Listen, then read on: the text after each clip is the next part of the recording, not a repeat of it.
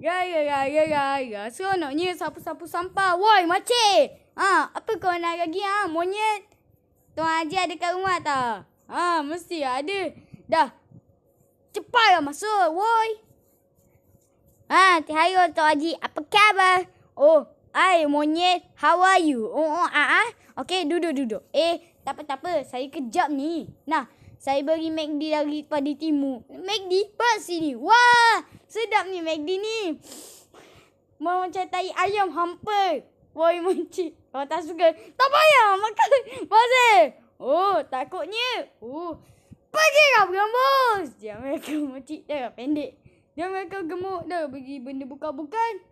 Assalamualaikum. Waalaikumsalam. Sedapnya McD ni. Aku nak makan sekarang je. Yang kau tak habis McD tu, bagi sikit. Aku nak makan. Tak nak ya. Aku nak jadi gemuk. What the heck? Bapak banyak. Wow, kita kaya. Mesti ada. Kau nak buat apa dengan duit ni? Nak beli Ferrari lah tu. Jaga rasuah. Jom bersama. Cik Tuan. Masuklah cepat monyet.